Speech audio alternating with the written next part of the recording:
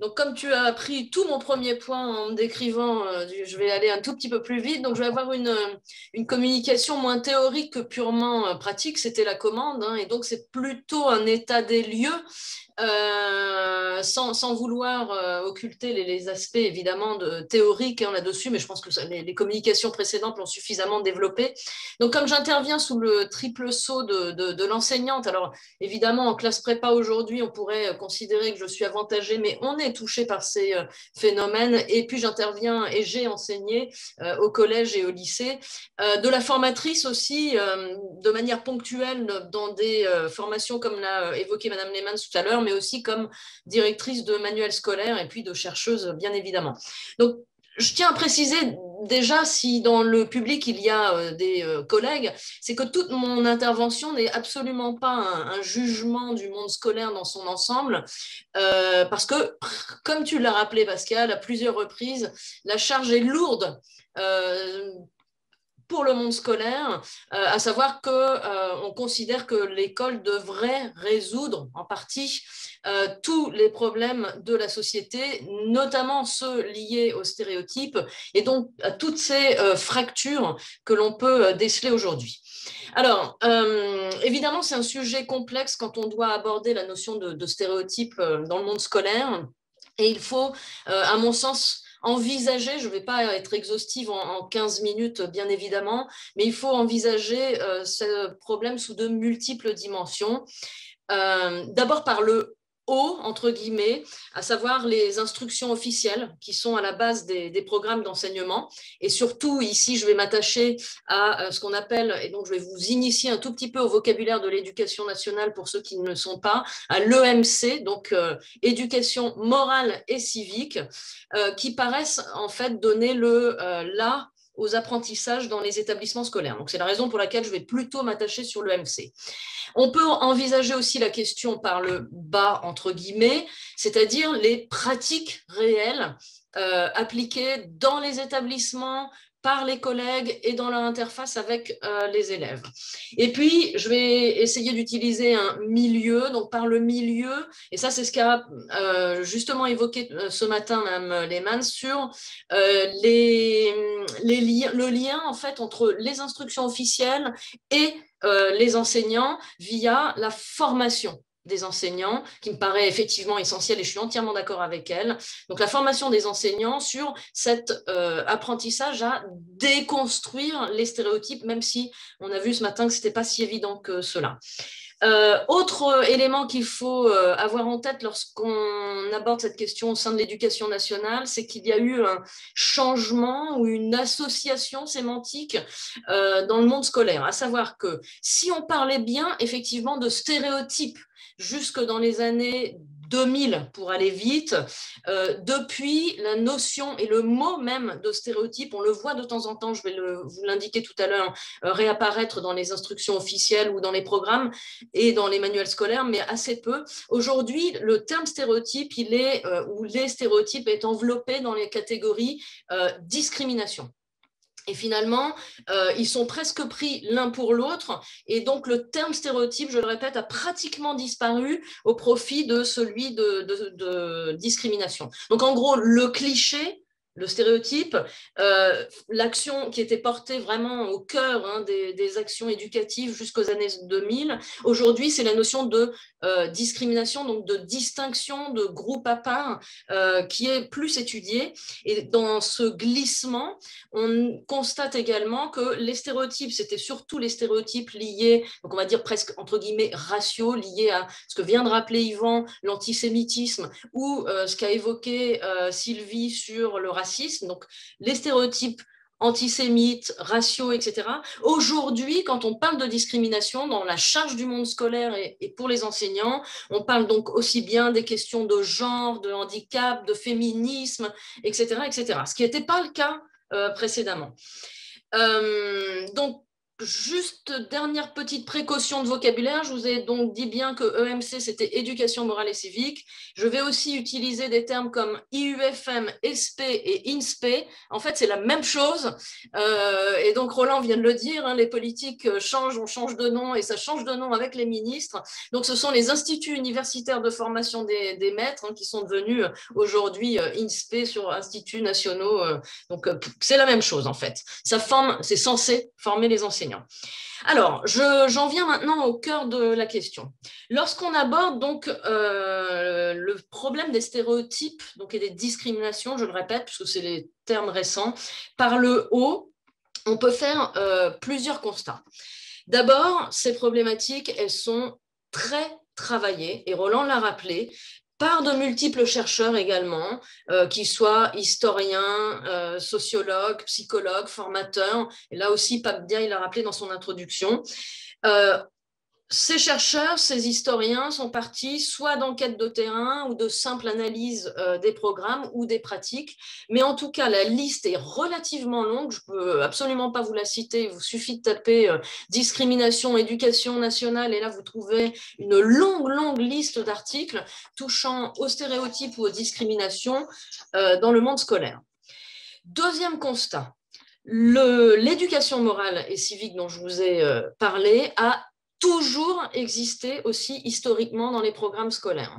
On l'appelait à la racine instruction civique, mais la question des stéréotypes, des discriminations, y a pris une place de plus en plus importante. Et ça, c'est ce que l'on peut constater à l'aune des programmes, mais aussi des manuels, à partir en gros de la fin des années 1990 et je dirais presque encore plus lors des 2 dernières moutures de programmes après les années 2010. Il faut savoir qu'on change de programme à peu près tous les 4 ans, 4-5 ans. Donc, évidemment, il y en a énormément et c'est aussi en partie la raison pour laquelle, et Roland Biache le disait à l'instant, sans doute on peut expliquer l'échec avec ces changements infinis de programmes. Compliqué pour les enseignants de suivre. Alors maintenant, dans le concret, pour ce qui concerne donc les derniers programmes, je me suis servi du bulletin officiel du 26 juillet 2018, donc rappelez-vous, hein, ça change avec les ministres, donc d'où la temporalité. Donc du 26 juillet 2018 pour les cycles 2, 3 et 4, et du bulletin officiel spécial du 22 janvier 2019, pour tout ce qui concerne les questions liées au lycée. Alors oui, juste excusez-moi, le cycle 2, 3 et 4, c'est des choses qu'on n'a pas l'habitude d'entendre aujourd'hui, c'est-à-dire que ça concerne les programmes du CP jusqu'à la 3e. Sur leur mise en œuvre, il y a également un réel effort.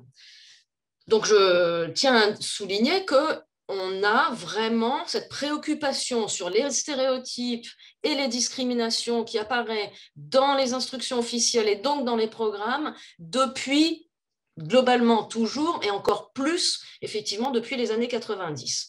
Et qu'il y a donc également un réel effort d'appel aux ressources, d'une part, dans les documents textuels, on demande aux enseignants d'utiliser des images, des vidéos, on fait des références aux réseaux sociaux. Bref, on a dans ces instructions officielles la réelle volonté de toucher les jeunes publics au plus près, je dirais, de leur centre d'attraction actuel. Et on a même des documents qui s'intitulent dans autres programmes et ressources d'accompagnement de l'éducation morale et civique, un élément qui est assez curieux d'ailleurs, parce qu'il est habituellement lié au programme propre à l'histoire et qui est juste là pour répondre au désir de la loi Taubira, qui est par exemple l'esclavage, les traites négrières et leurs abolitions, qui sert donc de ressources d'accompagnement en éducation morale et civique pour lutter contre les discriminations. Et ça, c'est un accompagnement très récent puisqu'il date du 17 septembre 2020. Donc on voit qu'effectivement, on essaye d'actualiser aussi les problématiques, je pense, en fonction de l'actualité et évidemment des demandes de la société qui sont générées par cette actualité. Donc un réel effort dans les appels aux ressources, mais aussi dans les capacités requises ou sollicitées de la part des élèves.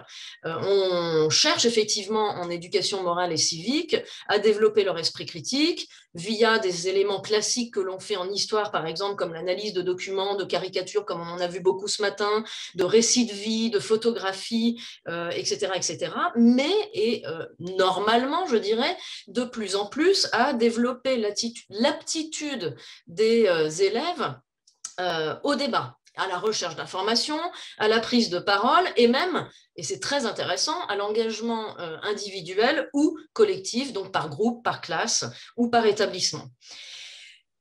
Conclusion, au regard des seules instructions officielles et des programmes, les questions de stéréotypes et de discrimination semblent bénéficier d'une place considérable. Dès lors, pourquoi les élèves et les enseignants s'estiment mal informés et mal préparés pour aborder ces questions? Donc, là, c'est ma partie en pratique, donc depuis le bas, que représentent ces indications de programme.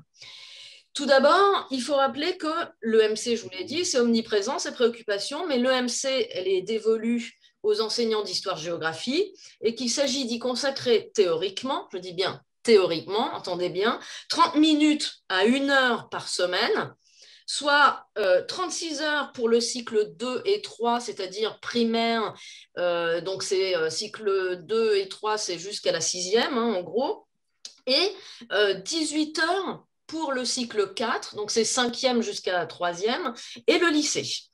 Donc 18 heures annuelles, hein, et en théorie. D'ores et déjà, donc vous pouvez vous imaginer, en faisant le compte, qu'il est possible de nuancer l'omniprésence de la question des discriminations, car le volume imparti pour les enseignants est relativement faible. Mais de surcroît, il faut ajouter, tout au moins pour le lycée, je vais prendre l'exemple du lycée, parce qu'en 15 minutes, je n'aurai pas le temps de faire plus, qu'il y a des axes proposés. Par exemple, garantir les libertés en seconde, les recompositions du lien social en première et les fondements et expériences de la démocratie en terminale. Or, ces 3 thèmes sont ensuite subdivisés en plusieurs questionnements, et c'est là où ça devient intéressant, parce qu'il faut choisir, en prenant au moins 2 domaines, effectivement, ce que vous voulez aborder dans ces questions. Et là, pour le coup, c'est assez intéressant, puisque si je prends l'exemple de la première, par exemple, dans les recompositions du lien social, vous devez choisir 2 domaines. La promotion de l'égalité entre hommes et femmes, je synthétise, hein. Les nouvelles formes de solidarité et d'engagement avec Internet et les réseaux sociaux, les nouvelles formes économiques avec l'économie participative, les politiques publiques pour plus d'égalité de citoyens avec l'inclusion des personnes porteuses de handicap à l'école, au travail et dans la société, la recherche de nouveaux liens sociaux, clubs, associations, réseaux sociaux et de nouvelles causes fédératrices, la défense de l'environnement, la protection de la diversité. Bref, vous avez compris, on peut effectivement soit être amené à traiter les questions de stéréotypes et de discrimination, soit passer complètement au travers si vous avez un enseignant qui choisit effectivement 2 thématiques qui sont complètement hors discrimination et stéréotypes. Et là, je rejoindrai effectivement les personnes qui ont évoqué l'idée que ça pouvait faire peur, effectivement, d'aborder ces thèmes à l'école. Mais, et la dernière précaution est certainement la chose la plus presque dramatique, qui réduit considérablement l'approche des stéréotypes et discriminations à l'école, en dehors des choix et du temps, c'est qu'en pratique, les collègues n'assurent que très peu, voire pas, dans certains cas, les heures d'éducation morale et civique. En effet, les programmes d'histoire géo sont tellement chargés qu'ils s'y consacrent le plus souvent au détriment de l'éducation morale, qui était déjà le parent pauvre, évidemment, mais même si, évidemment, on peut aborder ces questions d'éducation morale et civique via l'histoire, comme l'esclavage, la colonisation, etc. Donc, souvent, avec des programmes chargés, on n'a pas vraiment le temps d'y aller, et donc, beaucoup de collègues n'y consacrent pas le temps suffisant. Et puis, quand il est abordé, c'est souvent un seul thème. J'ai fait des petits tests autour de moi, notamment auprès de mes nièces et de leurs camarades dans un seul collège, bien évidemment. Et souvent, le thème qui est abordé, il est sous forme de fiches, pratiquement systématiquement, même si ce n'est pas toujours le cas. Et donc, la mise en œuvre des programmes, elle n'est plus liée au débat, à l'interaction, à la réactivité. C'est ce que déploraient effectivement les jeunes que j'ai interrogés. Et donc, on a des formes très classiques, très rébarbatives pour les jeunes. Et finalement, ces questions de stéréotypes et de discrimination deviennent juste des études de photos de quelqu'un qui a un handicap, de photographie sur le travail partagé des femmes supposées, en tout cas, Sylvie, je te rejoins, sur le travail ménager à la maison, etc., etc. Et rien qui participe du débat de l'engagement individuel. Pour autant, c'est possible parce que là, c'est pas purement du théorique, mais avec l'achat qu'on le pratique souvent, et il y a beaucoup de gens ici qui nous écoutent et avec qui on a travaillé depuis longtemps sur ces questions, on peut le travailler de manière classique en amenant les élèves à débattre, mais aussi faire des programmes assez atypiques. Je parle là plus particulièrement du programme sur lequel nous avions travaillé Yvan, Pascal, Nicolas, Miroir citoyen, où autour de grandes figures, de portraits de gens qui s'étaient engagés, on avait des mini-pièces de théâtre qu'on amenait dans les établissements scolaires et qui engageaient un réel débat derrière et qui étaient particulièrement intéressants. Bon, bref, c'est assez peu évoqué hein, donc en pratique par les collègues. Et puis dernière nuance également sur le fait d'aborder ces questions, il y a c'est un phénomène, je dirais, qui a presque une logique spatiale, à savoir qu'ils sont plus abordés ou plus questionnés selon évidemment l'intérêt de l'enseignant ou son vécu ou son ressenti ou selon la zone où il enseigne. Donc là aussi, ça fait beaucoup, beaucoup de nuances à apporter par rapport aux instructions officielles où la place est effectivement importante en termes d'heures théoriques consacrées à ces questions. Et puis donc très rapidement, pour tenir le temps, enfin le milieu, donc la formation des enseignants, ce que Anne Lehmann s'appelait la stratégie d'évitement ou l'angle mort à l'intérieur du monde scolaire. Alors, il faut savoir que en France, le ministère, là aussi, de l'Éducation nationale a introduit en 2013 l'objectif de, je cite, lutte contre les discriminations dans la formation des futures enseignantes et enseignants. Et pour autant, en discutant avec beaucoup de collègues, on s'aperçoit que ce n'est pas le cas. Quand on regarde les enquêtes, il y a eu des enquêtes qui ont été menées dans les différentes INSPE, donc aujourd'hui, à l'époque, c'était des ESPE, de l'Académie de Lyon, et qui montraient la quasi-absence de ce thème. Là, je renvoie à quelqu'un qui a beaucoup travaillé sur ces sujets, qui s'appelle Fabrice Dume, et notamment son article sur former les futurs enseignants et enseignantes sur la discrimination et les rapports sociaux. En fait, vous le voyez bien, c'est un objectif qui a été fixé par l'Éducation nationale. Il faut bien comprendre que par essence, un objectif, il n'est pas atteint. Et par ailleurs, il concerne surtout les nouveaux enseignants, les nouveaux entrants, ceux qui entrent dans le métier et pas ceux qui y sont déjà. On peut néanmoins nuancer en disant, puisque Mme Lehmann l'a rappelé, qu'il existe des formations éparses, puisque on y a tous contribué. Qui sont soit au plan académique de formation, soit à l'initiative d'inspecteurs ou maintenant aujourd'hui, on a des référents dans dans tous les rectorats, des référents laïcité, discrimination. Donc, on intervient lors des semaines de lutte contre le racisme, dans la semaine du handicap, la journée de la femme, etc. Mais ça reste toujours quelques heures. C'est toujours compliqué d'aborder la totalité des sujets qui peuvent être utiles aux collègues. Et puis, on a beaucoup de formations très théoriques et peu pratiques. Pour avoir fait une formation lors de la semaine de lutte contre le racisme en fin mars pour la Guadeloupe, j'ai pu constater cela. Or, et je terminerai là-dessus, l'école, et on l'a dit et vous l'avez répété, il y a une énorme charge, c'est le reflet de la société, elle cristallise de nombreux enjeux. Et en fait, on constate que l'institution éducation nationale, mais aussi l'ensemble de la société, les parents, les journalistes, etc., se décharge en quelque sorte sur l'école au moindre événement dramatique. On l'a vu avec Samuel Paty, mais aussi les problèmes de gang, le terrorisme, l'antisémitisme, le sexisme, etc. En fait, tout devrait être traité par l'école et donc par les enseignants. Or, je viens d'essayer de le retracer assez rapidement. Il semble que cela soit assez impossible à faire, même si, il me semble, ça serait moins négatif que certains ce matin, hein. Je pense qu'il est fondamental de faire cette éducation aux stéréotypes et aux discriminations. On a rappelé plein d'éléments, alors je ne vais pas y revenir, mais via l'histoire, via la mise en place de stratégies de rencontres, parce qu'effectivement, on voit que l'école comme la société se fracture et qu'on n'a plus, hein, cette notion de vivre ensemble.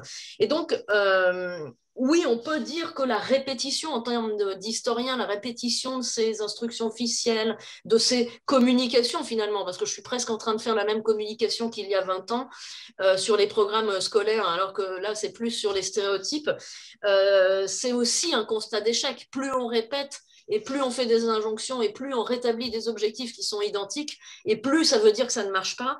Mais en même temps, je pense que c'est fondamental parce que même je dirais presque là, à l'image de Pierre Rabhi, hein, la pratique du colibri, ce que l'on fait, c'est les petites pierres qu'on apporte, les petites lumières qu'on peut apporter chez certains élèves, eh bien finalement, on peut espérer que ça fasse fonctionner le tout ensemble et réfléchir.